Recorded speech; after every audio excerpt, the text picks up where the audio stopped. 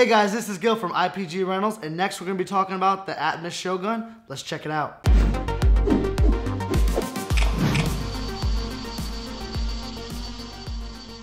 Alright, so let's go ahead and get started with the Atomos Shogun. This right here is a 4K external recorder. It's a touchscreen monitor. It's kind of an all-inclusive package. It allows you to record externally at 4K all the way from 24 to 30 frames per second, or 1080 all the way up to 120 frames per second.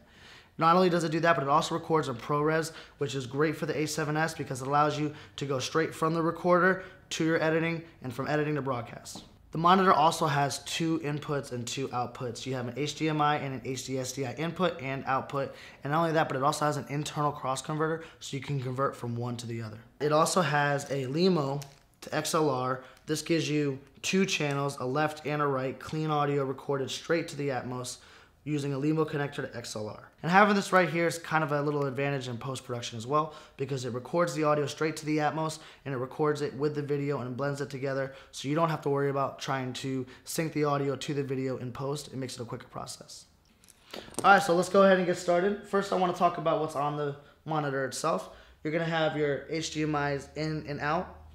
You're going to have the LEMO connector for your audio with the XLRs that I showed you before. And in the back, you're going to have all your HDSDIs, ins, outs, and your gen lock. You also have a place for battery, and then this is where the solid state drive goes as well. Alright, so let's go ahead and get this plugged in.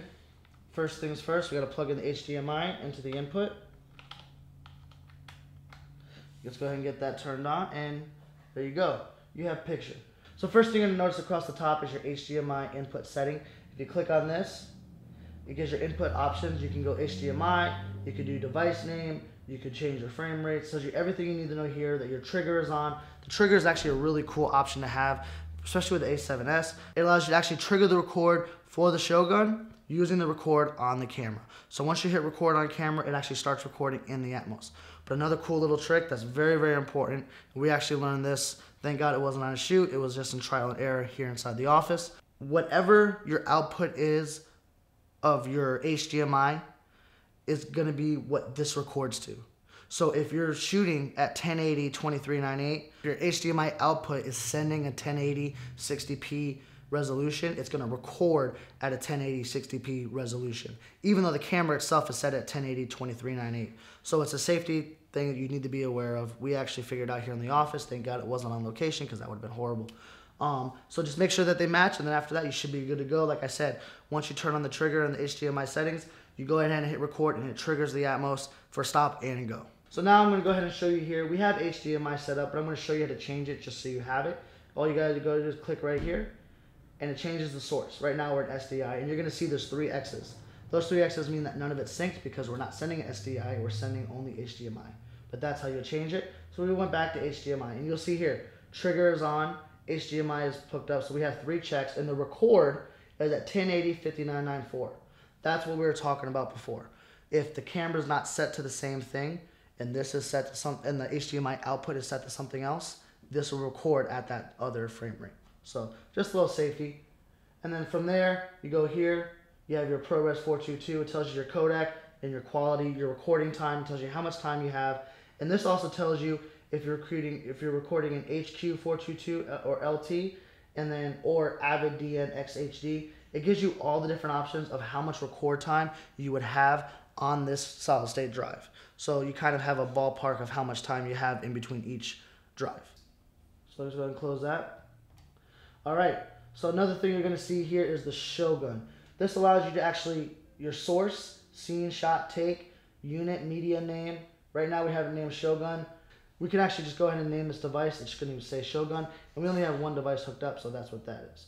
But if you wanted to change it to the name of the show or whatever it is that you're recording, that is how you would actually go about doing it. And another cool little thing that we offer here is this. This right here goes into the batteries, where the battery is at in the back, but it's actually a D-tap. So if you have a D-tap plug on your camera, you can actually plug into this and get the power source from a larger battery. Granted, the bigger the battery, the heavier the weight. So you can do that, and you can also do DC power from the side. So let's go ahead and see what else this thing can do. Right here, you're going to see along the bottom, you have a few different options. First, we're going to start with this. This is your waveform. These are all your scopes. This is your display sizes, your transparency, your brightness, waveforms. all the different scopes that you need, and you can actually, like for example, we turn on those waveforms right there, you can actually change the brightness and the transparency. You see down here in the bottom left side corner, it's basically invisible right there, and then you can actually bring it all the way up.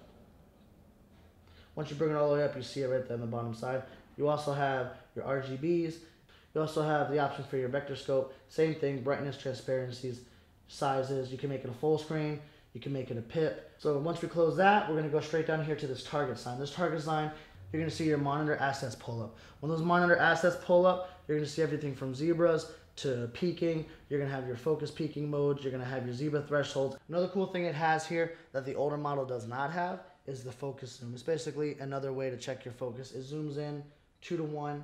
So you're going to click on that, and you see right here, you can actually move and pick where you're focusing on. And it tells you in this little red box right here what you're focusing on. Once you get that, you go ahead and close it, open it back up, and then you're good to go from there. So then from there, we're going to go to your cut and tag.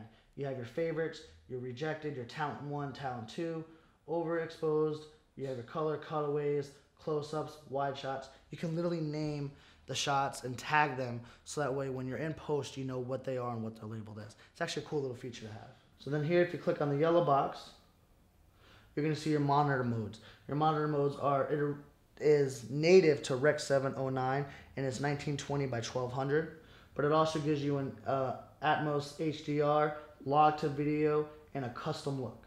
It gives you camera, gamma, and gamut. You have your brightness and your HDR out as well. Right here along the bottom, you're going to see your record, your play, and your menu. You have your menu settings here, everything from date to time, naming your files, time code, Shogun info, power on and off, and then your display options. This is your play key, and this is your record key. This is your headphone volume, and this right here is, you see these two little bars jumping on channel 1. That's because it does have a microphone embedded in it, so it's getting nat sound. It's obviously not quality sound, but that's at least giving you some type of nat sound for post if needed. So right here, before we get into audio, I want to get back into that cable that I was talking about before. That cable that I was talking about, it plugs right into here. This is the LEMO to XLR, male and female. Okay, so this right here is what this is for. It allows you to hook up to a mixer, to a microphone, or you can even just hook up to another camera if you need to take the audio from there if need be. So you have all of your channels right here, and basically, like I said, channels 1 and 2, you're going to notice that they're jumping because it has an internal microphone. So we're going to go ahead and plug in a microphone. This is actually our Sennheiser Md 46. This is another microphone that we have here at IPG Rentals, and there's a video on the link below. If you click on that, I can tell you all about this microphone and what it can actually do. But we're going to use it here for this video today. So we're going to go ahead and plug in, and immediately you're going to start seeing level 1 start jumping to my voice with the microphone. As I tap it, you'll see a jump. That's because the microphone that is internal is now deactivated, and it's using the microphone that I'm plugged into. You have left record and right record. You have to make sure that these are engaged, because if they're not engaged, you're going to still see them jumping over here, because this is the internal audio that you're seeing, like basically the same thing as a mixer, but it's not being recorded, which is very dangerous. So you have to make sure that you actually engage the record. And another feature to have here is if you click on this headphone here, it mutes all the other headphones and it only allows you to listen to that channel.